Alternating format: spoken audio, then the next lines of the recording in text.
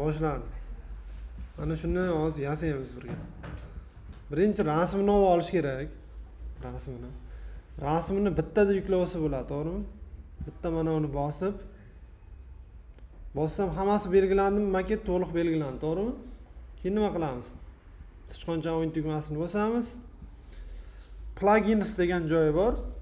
Shu yerda Export Original Images degani bor. Agar kimdadir chiqmasa, Manage Plugins ga o'tiladi. Shu yerdan qidiriladi Export Original Images deb. Shu tanlanadi. Mana bunday oyna chiqib keladi, chiqishini kutish kerak. Keyin Exportni bosish kerak.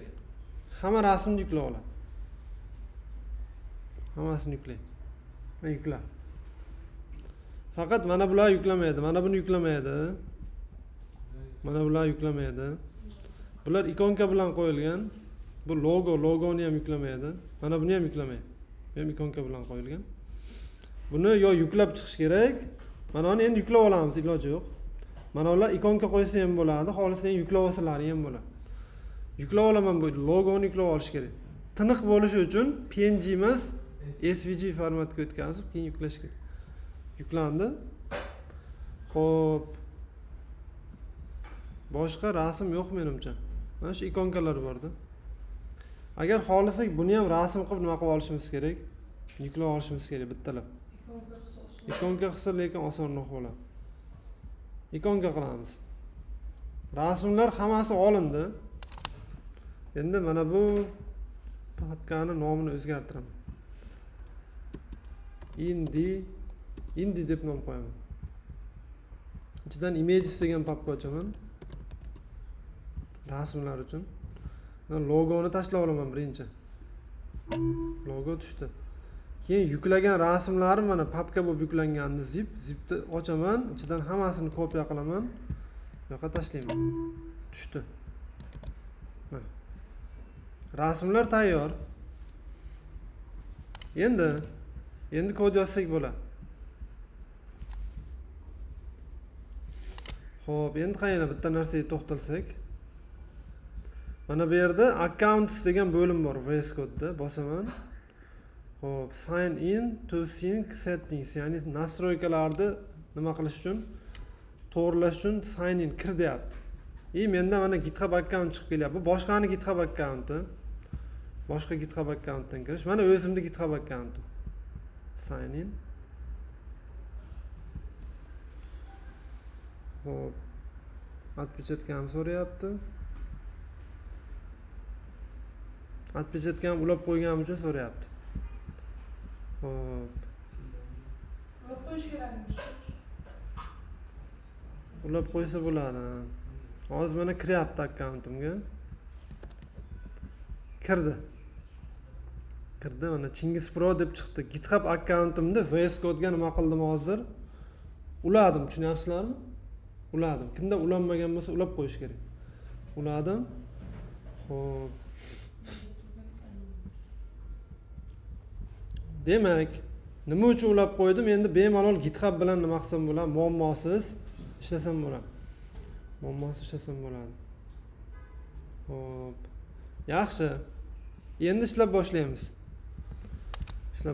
Fayllar yaratilgan. Mana.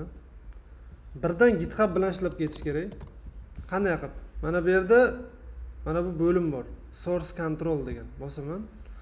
Shu yerda mana chiqib kelyapti, qarang. Initialize repository. Kimda chiqmasa, birinchi accountiga kiradi GitHubga, keyin VS Code dan bitta chiqib ketadi, qaytadan VS Code ga kiradi. Keyin mana bunga o'tadi. Mana bu chiqib kelish kerak. Initialize repository. Bitta bosamiz. Repository yaratildi. Endi mana bu yerga yozib qo'yamiz. Initial commit. Always bosib qo'yaman. Ketdi. Bu nima uchun kerak? Biz har bitta yozgan ishimizni, kodimizni ketma-ketligini GitHub, ya'ni Git ana shu commit izohlar shaklida nima qilib ketaveradi? Saqlab ketaveradi. Tushunyapsizlarmi? Saqlab ketaveradi. Oxirida keyin GitHubga nima qilib qo'yamiz? Yuklab qo'yamiz. Mana boshlab oldik ishimizni. Endi birinchi qayerni yasasak? Buni yopayin. Birinchi bitta o'ylab ko'rish kerak buni qanday yasashni. Birinchidan hammasini o'raydigan div bo'ladi, to'g'rimi? Hammasini o'raydigan div bo'ladi. Yaratamiz. Nuqta page. Page deb klass beraman, masalan. Yoki root. Root deb klass beraman. Root nima degani? Inglizchada. Ingliz tilini bilganlar bormi? Root. Ildiz degani. Tomir degani. Ildiz bu hammasini boshi-ku bu. Daraxtni tagi-ku eng asosiy narsa. Tagi ildiz bo'lmasa olmaydi-ku. Xo'p. Demak, u hammasini o'rab turadi. Endi saytimiz nechiga bo'lingan? 2 ga bo'lingan. Chap tomondagi bo'lak bitta alohida, bu tomondagi bitta alohida. Keyin mediasini ham o'ylashimiz kerak, mediasini. Mediada bu chap tomonda yo'q bo'lib ketadi. Xo'p. Keyin nimalar o'zgaradi? Mana bu o'zgaradi. Mana bu rasm paydo bo'ladi, bu paydo bo'ladi. Mayli, birinchi o'zini yasab olaylik. Endi demak, mana bu chekkadagini bitta alohida div qilishim kerakmi? Chekkadagini hamma yaxshilab e'tibor bersin. Ayniqsa yasolmaganlar. Chekkadagini alohida div qilish kerak. Demak, chekkadagini sidebar yoki left desak bo'ladi. Sidebar deb klass berdim. Bu tomondagini asosiy deb klass beraman, ya'ni main. Mana 3 ta qismga, 3 ta divga ajratib oldik. Mana shuni qilib olish kerak birinchi. Mana shuni qilib olish kerak. Endi nuqta root deganiga nima beriladi? Max width beriladi. Qancha? 1440. Chunki 1440 bergan o'zlar. Keyin margin 0 avto beriladi. Chunki max width bergandan keyin kichrayadi, kichraygandan keyin o'rtaga turishi uchun mana shu kodni berish kerak. Xo'p, keyin border berish kerak, border. Border bersang o'zlaringga yaxshi. Endi sidebarga ham border beramiz. Keyin mainga ham border beramiz. Keyin hozircha bularga ozginadan nima berib turamiz? Padding. Ko'ryapsizlar? Faqat bular bir-birini yonidan chiqish kerak, to'g'rimi? Ikkalasi bir-birini yonidan chiqish kerak. Rootga display flex berish kerak. Mana, o'xshadimi? Endi qaranglar, chap tomondagini width'i bor o'zini. Qancha ekan? 109. Demak, sidebarga paddingni olib tashlayman, width beraman 109 piksel. Mayli, padding ozchi tursin, keyin olib tashlaymiz. Mana. Ko'kchi ko'k. Qancha bo'lish kerak? Ko'k, mana bu qolgan joyda hammasini olish kerakmi? Qanday kod bor? Bitta kod bor Flexda. Qolib ketgan joyda hammasini ol degan. Kim biladi shuni? Shunday bilganlar bormi? Ketgan joy? Mana shuncha joy turibdi. Shuncha joyni ko'kka qo'shib berishim kerak, to'g'rimi? Flex original. Flex grow degani bor. 1. Qo'shib oldim o'ziga. Flex grow 1 degani demak joy qolib ketayotgan bo'lsa, hammasini o'zingga qo'shib ol degani. Tushunarlimi? Ko'kka berdim hozir, ko'kka. Width berib o'tiramanmi hisob-kitob? Shunday qilganim yaxshimi? Chunki hamma qolgan joyda egallash kerak. Mana shuni qilib olish kerak edi, birinchi. Noto'g'ri ishlagansizlar. Tushunarli? Keyin m chiqib qoldi, ko'ryapsizlarmi? Sarg'ayib qoldi fayllar. Nimaga? Chunki sen o'zgarish qilding deyapti, qilgan o'zgarishlaringni nima qil deyapti? Saqla deyapti, git. Ko'ryapsizlarmi? Nima qildim men? Xo'sh. Make the structure ready. O'zbekcha yozsam bo'ladi. Ya'ni strukturani tayyorlab ol. Bitta bo'lsa ham qilgan o'zgarishlarimiz saqlandi. Ketyapti, ko'ryapsizlarmi? Birinchi qilgan ishim, ikkinchi qilgan ishim navbat bilan saqlanib ketaveradi. Git bilan shunday qilib ishlash kerak. Sizlar noto'g'ri ishlayapsizlar. Maketni bitirib, oxirida terminalni ochib GitHubga qo'yib qo'yapsizlar. Unday bo'lmaydi. Mana shunday ishlanadi. Tushunarli? Xo'p, buni foydasini oxirida ko'rasizlar. Yaxshi. Davom etamiz. Endi mana bu tomonni o'zini qilib olsak-a birinchi. Mana shu tomonda. Height kerak emas. Height umuman kerak emas. Hech qachon. Buni esdan chiqarmayman. Majbur bo'lsak berishimiz mumkin. Xo'p, mana buni qo'yamiz birinchi. Endi bu rasm, bilasizlar, rasmda o'zi qo'yilmaydi, a ni ichiga qo'yiladi. Demak, birinchi nima qo'yamiz? A. logo. Iloji bo'lsa klasslar mana bunday qilib berish kerak. Sidebar logo link. Mana BEM usulida ichiga nima qo'yish kerak? Image. Sidebar logo. Indie logo deyilgan ekan. Mana bu ketdi. Tagidagilar ikonka bo'ladi dedik. Ikonkani qanday qo'yamiz? Ikonkani linkini ulash kerak birinchi. Guruhda bor, guruhga kiriladi, ikonka deb qidiriladi. Mana link. Guruhga kirmasdan qanday topsa bo'ladi? Google ga kiriladi. Font awesome CDN deb qidiriladi. Mana shunday deb qidiriladi. Font awesome CDN. Mana bu saytga kiriladi. CDN.js. Mana birinchida turgan rangi boshqacha o'zi. Buni bossam bitta kopiya qilib oladi linkni. Keyin o'zim mana bu yerdan bitta link yarataman. Hreft ichiga boya kopiya qilganimni Ctrl V bilan tashlayman. Link ulandi. Bu degani endi ikonkalardan bemalol nima qilish mumkin? Foydalanish mumkin. Endi ikonkalar o'zini qayerdan topamiz? Yana shu kiramiz. Font awesome.com degan saytga kiramiz. fontawesome.com yoki font awesome deb qidiramiz. Google. O'zini sayti bor. Chiqib keladi. Kiriladi. Bu yerda qidirishga o'tiladi. Pastdan ro'yxat chiqib keladi. Bu yerda Pro pluslar bor, all tanlanib turibdi. Bizga qanday kerak? Freeze kerak, bepul kerak. Birinchi ikonka nima? Qidirish. Search deb qidirsak chiqdimi? Mana shu. Bitta ustiga bossa nima qoladi? Kodini kopiya qoladi. Qo'ydik mana. Hop. Keyingisi movie ekan, keyin star, keyin user ekan. Movie deb qidirsak film degani bor ekan. Bo'ladi shu. Shuni qo'yib turamiz. Ketdi. Keyin yulduz. Star. Mayli, mana shuni qo'yaylik. Hammasi shundan bo'lyapti, to'g'rimi?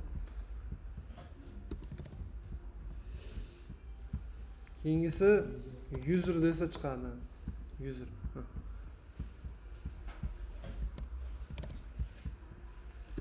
Mana qo'yildi. Ikonkalarga klass berish kerak. Klass. O'zini klassi bor, to'g'ri. U klasslarga teginmaysizlar. U klass o'zini chiqaradigan klassi. Bundan tashqari sizlar nima qo'yishlaring kerak? Klass qo'yishlaring kerak. Sidebar icon ikkita tag chizib qo'ydim, ko'ryapsizlar. Tushunarlimi? Mana ikonkalar qo'ydik. Ko'ramiz. Chiqdimi? Chiqdi. Endi joylashtirish kerak. Bular noto'g'ri turibdi. Xo'p, Javohir aytadi, qanday qilib joylashtiramiz? Ikonkalarni mana bunday qilib turish uchun nima qilish kerak?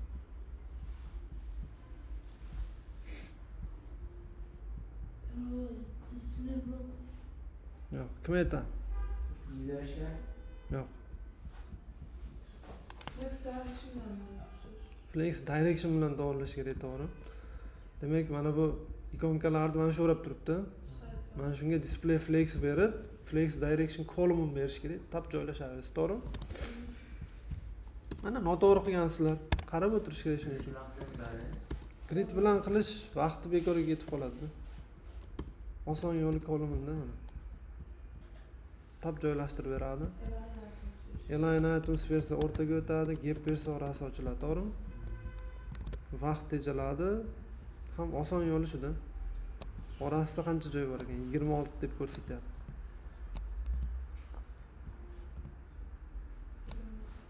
Mana ular o'zini ham padding bormi deyman atrofida. 12 piksel. Xo'p. Demak, gap 26 piksel.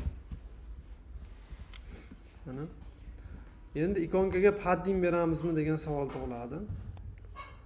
Aslida mana ular buttonda. Tushunyapsizlarmi? Button.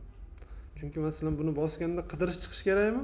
Chiqish kerak. Buni bosganda qaysidir narsa o'zgarish kerak. Buni bosganda profilga kirish kerak. Ustiga bosganda nimadir chiqishi yoki o'zgarish kerak bo'lsa, nima bilan qilinish kerak? Button bilan qilinish kerak aslida. Mana o'zini qo'yib qo'yganimiz xato bu. Hop.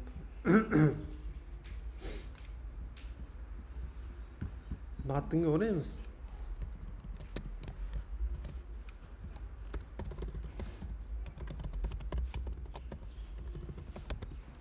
Keyin ikonkani qayerga qo'yamiz? Buttonning ichiga qo'yamiz. Xo'p. Buttonga ishlov beramiz. Button hozir buzib tashlaydi. Buttonning bizga borderi kerak emas. Bizga uni paddingi boshqacha bo'lishi kerak, 12 piksel. Xo'p, orqa foni ham kerak emas, to'g'rimi?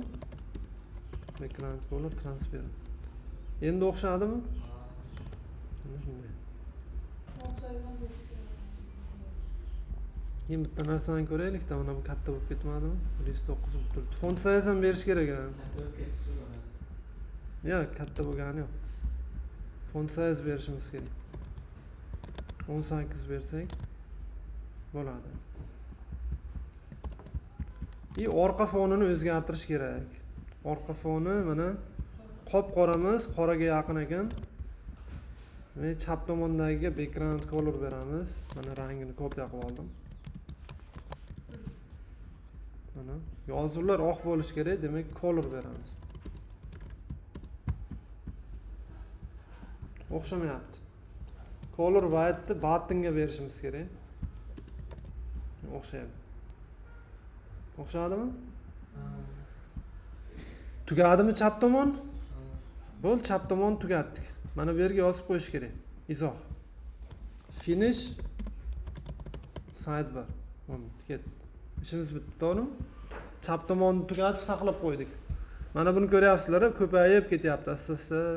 Buni zo'r tomoni bitta bossa nima o'zgarish bo'lganini ko'rsatadi, ko'ryapsizlar? Mana bu kodni o'chirding deyapti. Bu kodni nima qilding deyapti? Qo'shding deyapti. Mana buni ham qo'shding deyapti. Zo'rmi? Keyin biron narsa buzilib qolsa, xato bo'lib qolsa, mana bu yerdan bittalab ko'rib chiqiladi-da. Demak, mana shuni qo'shganimdan keyin xato bo'lgan, demak, shu yerda xato bor, ko'rib chiqishim kerak. Shunday qilib topiladi xato. Tushunarlimi? Git bilan shunday qilib ishlanadi. Xo'p, yaxshi.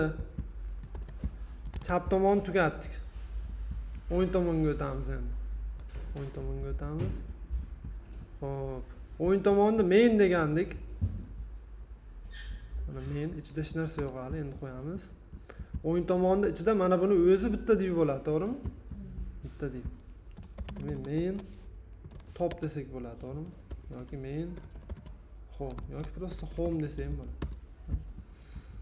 Ichida mana bular X1, P, keyin A bo'ladi, to'g'rimi? Rasmni qanday qo'yamiz? Background image bilan qo'yamiz. Keyin yozuvlarni bitta divga o'rab qo'yish kerak menimcha. Yozuvlar o'zini ham. Home bitta box degan div ochib, ichidan nima qo'yamiz? X1.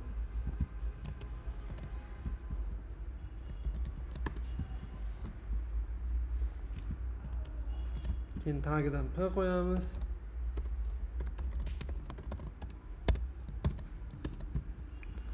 Keyin yana P qo'yamiz.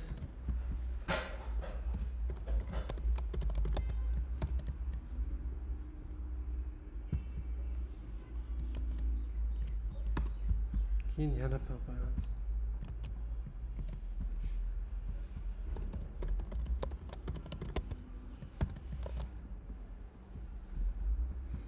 Yaxshi, keyin A qo'yamiz.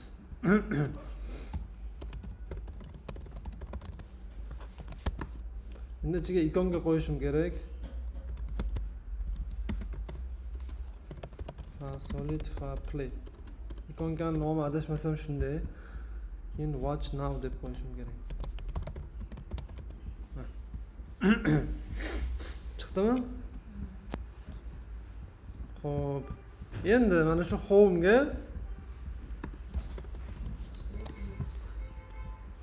display flash kerak emas.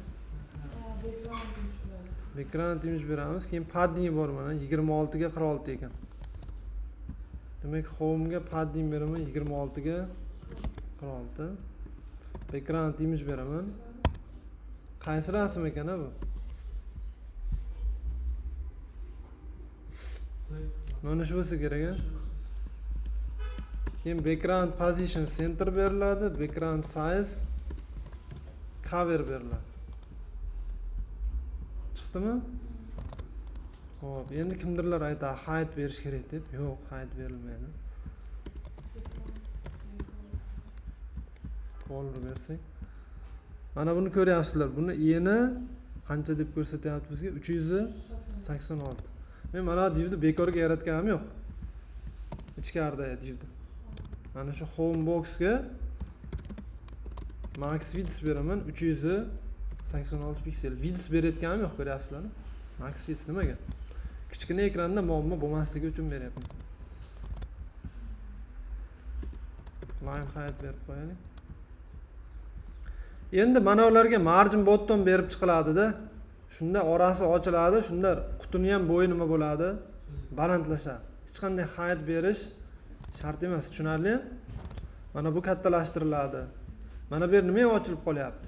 Buni sababi biz menga nima berib qo'ygandik? Padding. Endi kerak emas. Olib tashlaymiz. Mana tepa bo'ldi, o'zingizlar qilib olasizlar davomini. Mana bunga ishlov berish kerak-da. Mana shu A bilan ishlashni bilmaydi ko'pchilik. Hozir shunga to'xtalamiz. Qayna A bilan ishlayotganda rangini olaylik. Mana rangi.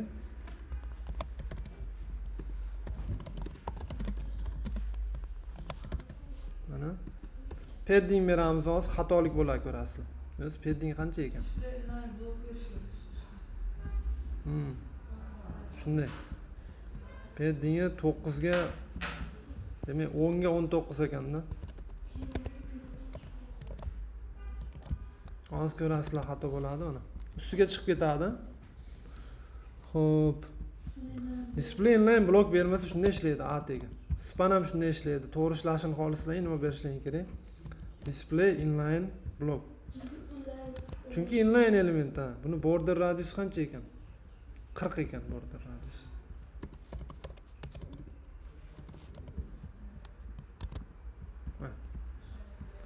Xo'p, endi davomiga o'tadigan bo'lsak, davomiga mana bunga yetib keldik.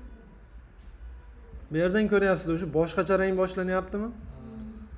Bu degani mana shu yerda o'zini nima qilib olish kerak degani, bitta divga o'rash kerak degani. Demak, home tugadi. Mana home tugadi. Buni tagidan endi xo'p. Mana ularni qo'yib olishimiz kerak. Bitta section qo'yaman. Div qo'yamiz mayli. Div movies section. Shunday qo'ysam klassim. Endi ichiga mana bu nima bo'ladi? H2 qilsak bo'ladi. H2.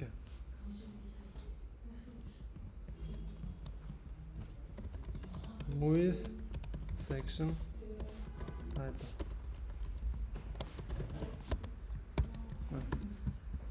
Endi tagidagi bular har bittasini image bilan qo'ysak, keyin bu hamma image'larni hop 6 ta 12 ta, to'g'rimi?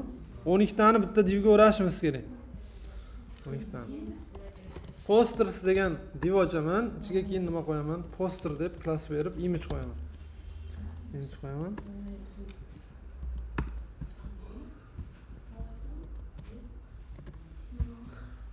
Qaysi shu 4-sini qo'yib turayin.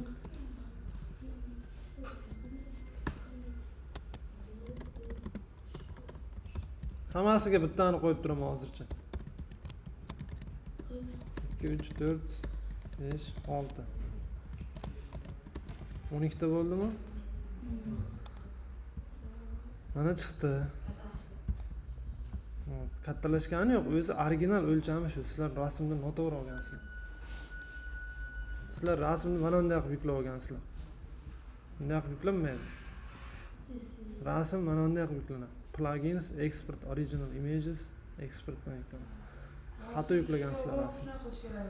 Boshida hammasini bitta yuklab oldik. Boshida nima qildik? Qaramadinglar. Hammasini bitta yuklab oldik. Rasm o'zi mana shunday bo'lib chiqishi kerak. Noto'g'ri yuklagan bo'lsang kichkina bo'lib chiqadi. Tushunarli? Keyin xira bo'lib qoladi. Endi mana shunday. Endi demak pashti hamma xato ishlaganmi deyman o'zi. 49 81.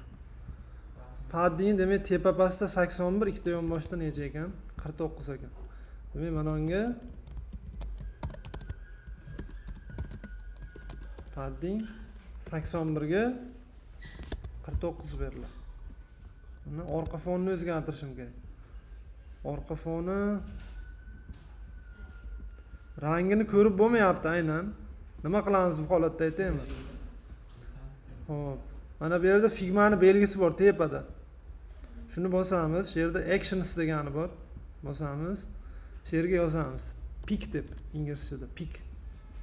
P I S K. Pick color degani chiqib keladi. Bitta bosamiz. Mana bunday narsa chiqadi. Ko'rsatyaptimi ranglarni? 23 23 23 ekan. Bitta bossa o'zi nima qoladi? Kopiya qoladi. Demak, background color mana 23 23 23. Shu rangmi? Endi color beramiz. Rasmni mayda qilish muammo emas-ku. Xo'p. Hozir biz nima bilan ishlashimiz kerak? Bular 6 tadan joylashtirish uchun grid bilan ishlashimiz kerak. Orasida 18,5 piksel joy bor ekan, tagida 15,72. Demak, 18,5 bu yerda 15,72. Shuncha joy bor ekan. Ikki xil ekan joy, ko'ryapsizlarmi? Xo'p, hozir hamma rasmni o'rab turgan divga grid berishim kerak, to'g'rimi? Keyin nima berishim kerak? Grid template columns. Repeat 6 bir fr nima degani?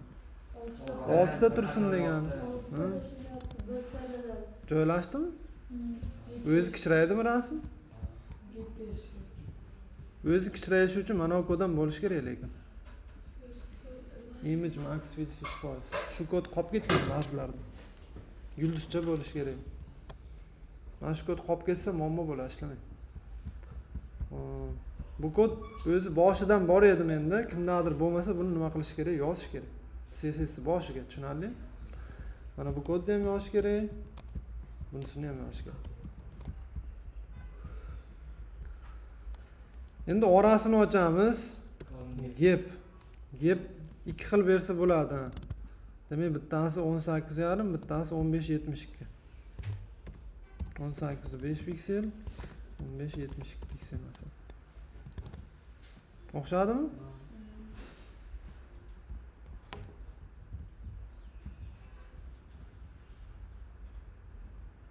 Menimcha teskari bo'lib qoldi. Tagidagi joy kattaroq bo'lib qoldi. Demak, joyini almashtirishim kerak. Endi to'g'ri bo'ldi. Yonboshi kattaroq, tagi kichikroq. Demak, birinchi yozganimiz qayerga beryapti? Tagiga. Ikkinchi yozganimiz yonboshiga. Shuni ham qila olmaydiganlar chiqadi orarangdan. Chunki unday o'quvchilar ko'p. Ular qo'pol qilib aytadigan bo'lsak, latta o'quvchilar deyiladi. Mana uni qo'shib yozib qo'yadimi? Mana buni ochib qo'yadimi? Nuqtani o'rniga virgul qo'yib qo'yadimi? Endi bular latta deyiladi, ularga boshqa ta'rif yo'q. Mana shunday qilib yozish kerak. Tushunarli? Xo'p. Mana o'xshadi. Endi mana tagida joy bor. Demak, buni ko'rsatmayapti ham, ko'ryapsizlar? Ha, o'rtasida ko'rsataman. Ha, mana bu yerda ko'rsatyapti. Ko'rsatmayapti. Buni nima qilsak bo'ladi endi?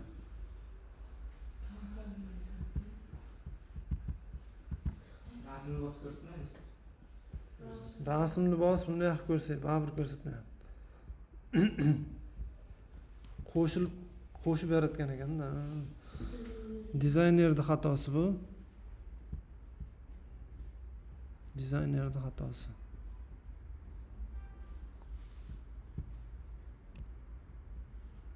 Baribir ko'rsatmayapti. Bunisini-chi, bunisini ham shunday qilib yaratib ketganmi? Bu dizaynerning xatosi. Taxminan berib turamiz mayli hozircha.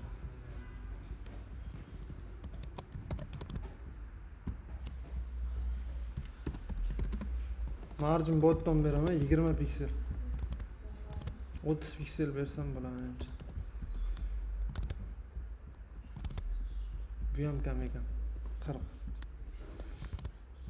Bo'ladi. Joylashdimi? Ha. Rasmlarni nima qilish kerak? Almashtirib chiqish kerak bo'ldi. Bu ham oson. 1 2 3 masalan. Almashdimi? Ha. Umuman muammo emas. 5 6 7 8 qilib chiqadi.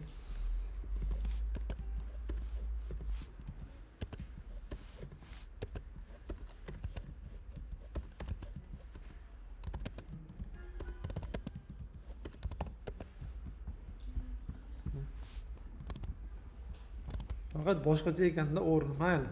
Shunday qilib qo'yamiz. Uni uncha ahamiyati yo'q. Yani bir kutudan nusxa olishgan. Endi qaranglar, ha, tagi bir xil, to'g'rimi? Tagi bir xil. Mana shunday nima olsak bo'ladi? Nusxa olsak bo'ladi. Hop. Marcin bottom berish kerak shu. Shunday.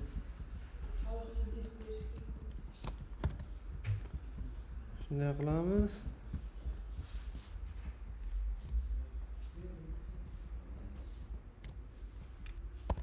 Bunday qilsak.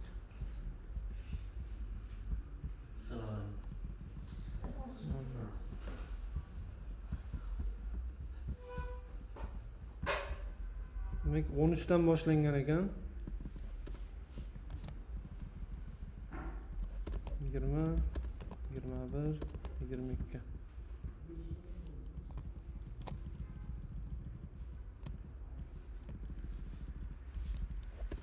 Yigirma uch, 24 yo'q ekanda.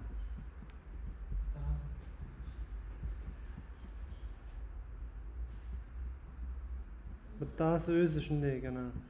Prosta mana uni o'zini qo'yib qo'ysam. Chiqdimi? Ikkalasi yopishib qoldi. Tepadan tagidan joy ochishim kerak. 81 piksel joy ochishim kerak ekan. Buni yo'li oson, bunday qilamiz. Mana bunga yana bitta klass qo'shamiz. Posters top. Mana shu posters topga nima beramiz? Margin bottom bu. Tugadi. Mana unga yetib keldik. Demak, buni tugatdik. Mana bu yerga izoh yozib qo'yishimiz kerak. Finish home and posters section. Home bilan posters tugatdi dedim. O'zi bitta xato qilib ketdim. Mana uni tugatgandan keyin bitta nima yozib ketishim kerak edi. Izoh yozib ketishim kerak, to'g'rimi? Ikkalasini tugatib yozib ketyapman, mayli endi. Oxiriga yetib keldik. Mana bunga 83 ga 49. Demak, oxirgi qismini home tugadi, bu tugadi. Bottom desak, bottom. Paddingni mana ko'ryapsizlar, 49 ga 83. Demak, bottomga padding 83 ga qancha beraman? 49 beraman. Endi ichida nima bo'ladi? Ichida mana buni o'zi bitta div bo'ladi. Keyin nima bo'ladi? Image bo'ladi. Demak, birinchi buni qo'yishim kerak, div. Bottom box. Ichiga h2 qo'yamiz.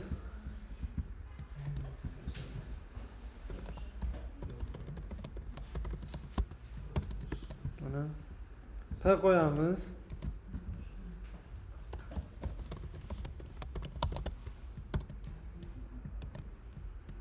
Hop.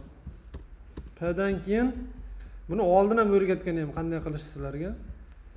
Forum bilan qilasizlar degandim. Bottom forum.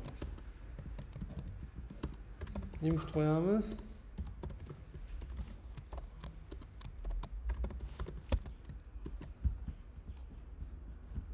Button qo'yamiz.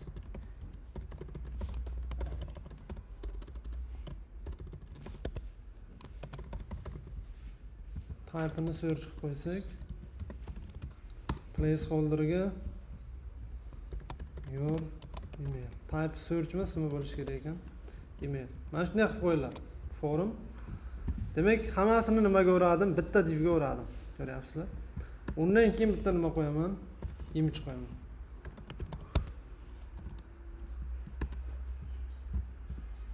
Mana shu bo'lsa kerak edi. Gives nima?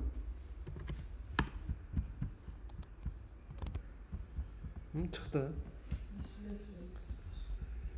Endi shu pastdagi turgan divga display flex, align items center, justify content space between beriladi. Orqa foni qora ekan. Boyadaq aniqlasa bo'ladi. Pick color 080808.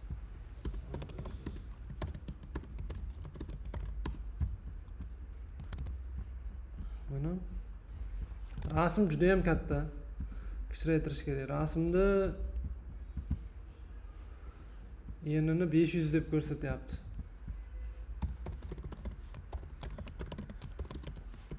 500 beriladi.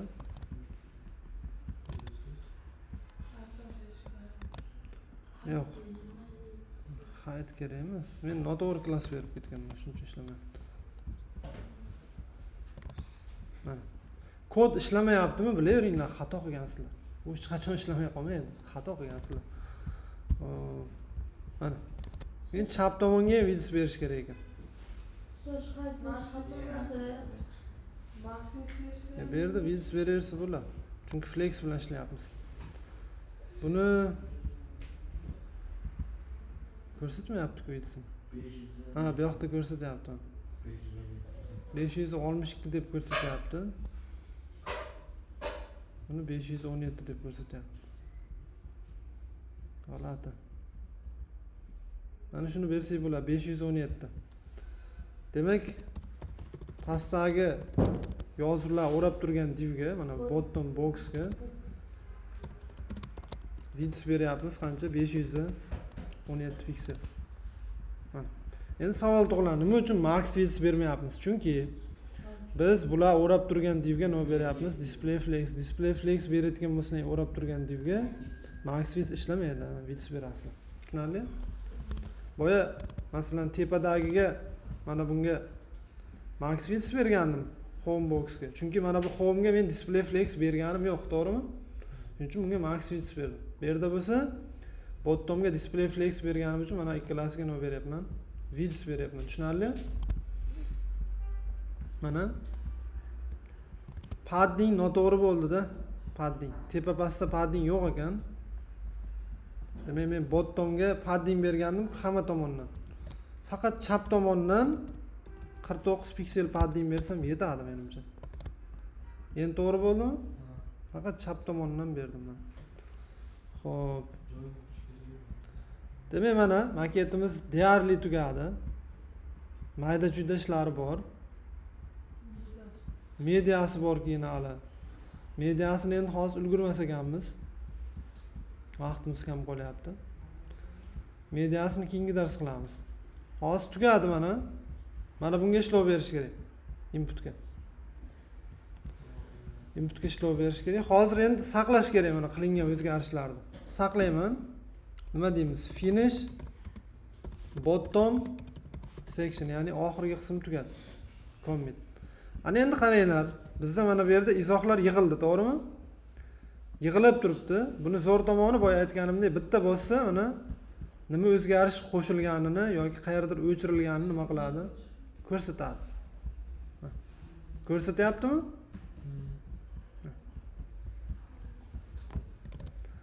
Xo'p, bu juda ham muhim. O'zimiz uchun ham muhim. Ishga kirayotganda ham muhim. Ishga kirayotganda ham. Mana shunga qaraydi. Bu git bilan ishlashni biladimi deydi. Faqat mana bu Samandar Masatov bo'lib ketibdi. Xato ketibdi. Xo'p, buni hozir to'g'rilaymiz. Boshqa birovda akkauntiga ham kirib ishlagan edim-da men. Xo'p, mayli. Bu muammo emas, uni to'g'rilaymiz hozir. Endi buni GitHubga joylashtirish uchun nima qilish kerak? GitHubga kirish kerak. Borderlarni olib tashlashni biladimisiz? Borderni olib tashlashim bo'ladi. Hozircha turib tursa hali yana ishlaymiz. Mana bu yerda plus bor, bilasizlar. New repositoryni bosamiz. Hop, Chingiz Pro turibdi. Nom beramiz. Indi deb nom beraman masalan. Public bo'lib turibdi. Agar kimdadir private bo'lib turgan bo'lsa, public ga o'tkazib qo'yish kerak. O'zi public bo'lib chiqadi. Create repository, bir yangi repository yaratadi hozir. Yaratdi. Mana shu chiqargan kodi bizga kerak. chiqargan kodi. Mana shu yerdan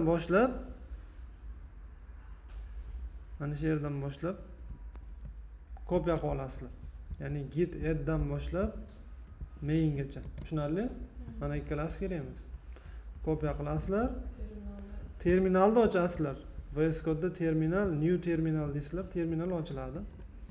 Keyin tashlaysizlar Ctrl V bilan. Faqat o'zgartirasizlar. Buni readme deb yozilgan-ku. readme.m deb buni o'chirib tashlaysizlar. Git adddan keyin prosta bitta nima qo'yib qo'yasizlar? Nuqta. Nuqta degani hamma fayllarni qo'sh degani repozitoriyaga, tushunarli?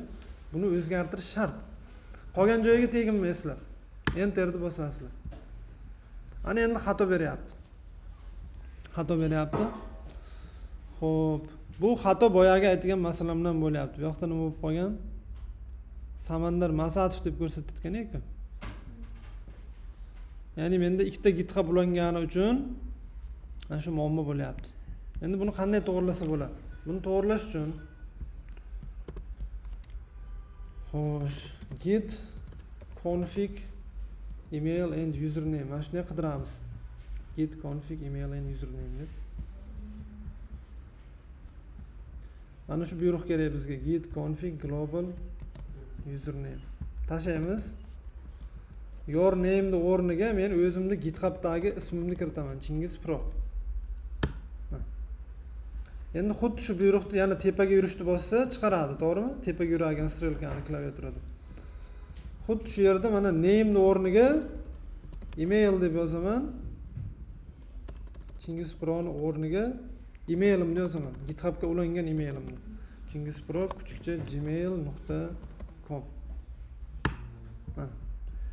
Endi boyagi buyruqni qaytadan berib ko'raman. Mana buyruq. Hello. Hop, mana Chingiz Pro chiqyapti, continue.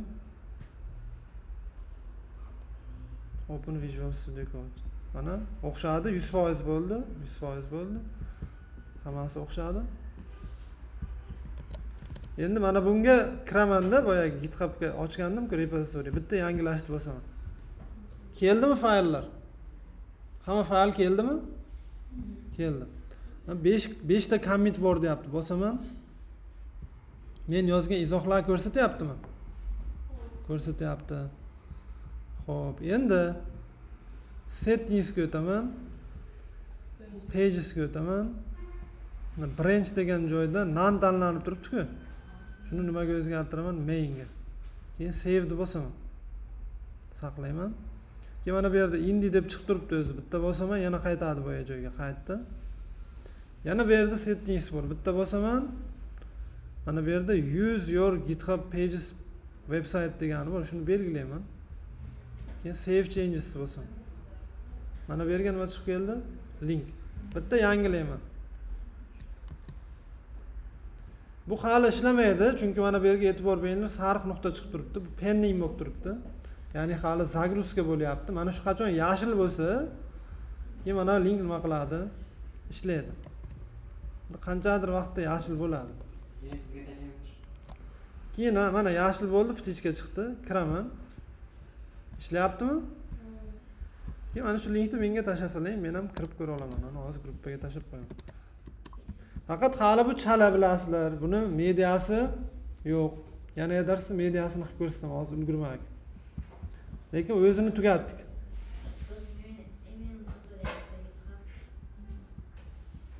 Qayerda? Terminaldami yoki GitHub'da? Bo'lmasa email, u emailga akkaunt ochilmagan yoki login parol xato deyapti.